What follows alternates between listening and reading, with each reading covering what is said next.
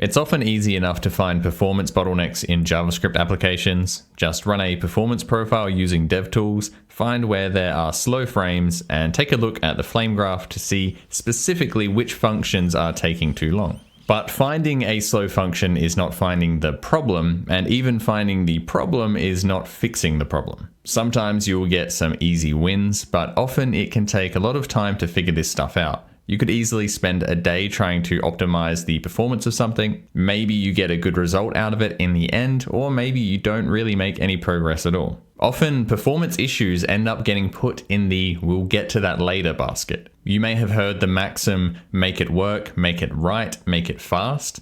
Often the make it fast step may be put off indefinitely, and even if we do end up addressing it before shipping, performance issues lingering during the development process still leads to a much more miserable developer experience. This is especially noticeable in game dev, and for a while I had been having some FPS issues which kind of just made the game feel like crap. And it's just inherently less motivating to work on a game that feels like crap, even if you're convinced you'll make it feel not like crap when you have the time. So I had the rather obvious thought of, hey, why don't I try throwing AI at the problem? And it worked spectacularly well again and again and again. Over the past 6 months or so, it really feels like the viability of AI code in a lot of situations has increased noticeably. The basic idea is that I would just do the same performance profiling process, identify the specific problem area, and then just handball it off to AI to see if it can find the issue and a solution just by pointing it at the specific functions causing slow frames. Or not even necessarily slow frames, just functions that were taking up more time than other things. I didn't even bother to use any kind of advanced agentic AI workflow or carefully considered prompts because it seems to just generally easily be able to do the task if I basically just say, hey, go fix this. In the vast majority of cases, the turnaround time on this was in the order of minutes and led to significant performance gains. I'll give specific examples in just a moment, but I have done this process on this game in around perhaps 20 different situations where I've been able to get significant performance wins basically instantly. The game has gone from struggling to maintain 60 FPS to easily achieving it, and even getting close to achieving 60 FPS with 4 times CPU slowdown.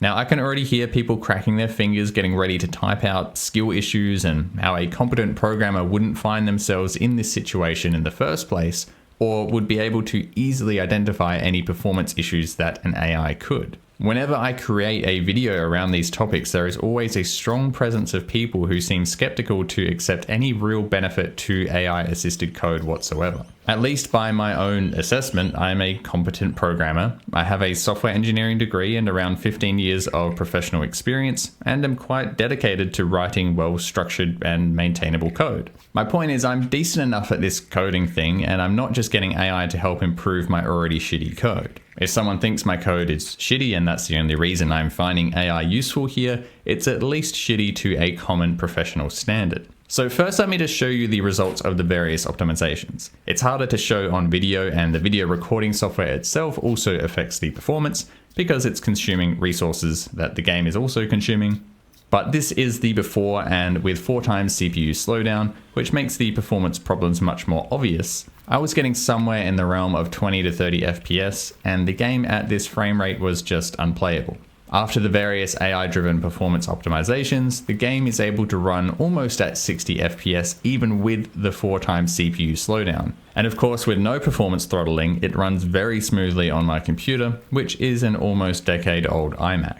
So let's take a look at specifically what sort of improvements the LLMs were able to make here. First, there is the easy stuff. Likely, if I had just investigated the code myself, I could have tracked down some potential areas for performance improvements. In one situation, it pointed out that I was overusing closures unnecessarily. But even in this scenario, the turnaround time to do this with AI was around 5 minutes. Depending on the complexity, maybe I'd spend 10 to 20 minutes to review changes and run a few more performance profiles. So maybe half an hour in total to get a nice quick performance win. To do it myself, who knows? It's going to vary, but probably in simple cases, it would be maybe an hour, maybe 2, maybe a lot more. It depends how obvious the issue is. It's going to depend on how productive I can be with my current mental state. It's going to depend on my willingness to even tackle the issue in the first place. As I mentioned before, these sorts of things are very easy and tempting to kick into the "I'll get to it later" basket, because building up context around the problem can be a slow and painful process. For AI, it is extremely quick. And I think one of the biggest things here is the risk of even trying in the first place. With AI, I can know within 5 minutes if there are actually any potential gains here. If I am investigating myself, I might have to spend an hour and I might end up figuring out, oh, I don't think this can really be improved significantly. So even in simple situations, the time required to build up the necessary context and motivation in a human brain to investigate can make AI an interesting and powerful option. But then we have the not so obvious situations. Perhaps with a little more investigation work, these could also be figured out and solved, or AI can just find the issue right away for you. A good example of something of this level of complexity is when I was running my performance profiles and I noticed a lot of work being done in a particular WebGL related function. This is likely enough information for me as a human to investigate and eventually get to the bottom of a likely culprit and implement a solution.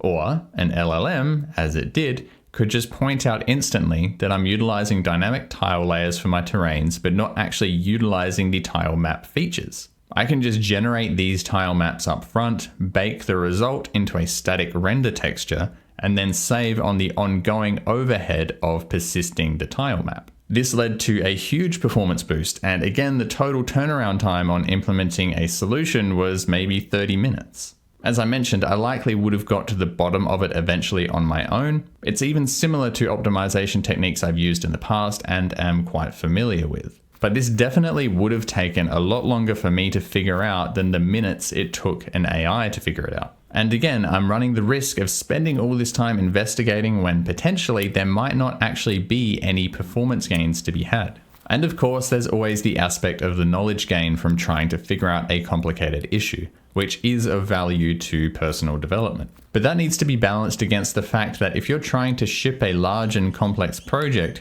you can't always be taking extended investigative detours, and I think any potential skill loss from not figuring out an issue on your own still needs to be balanced against the skill loss from not actually completing and shipping projects due to getting constantly stuck and sidetracked on technical detours. There also isn't zero knowledge gain here either.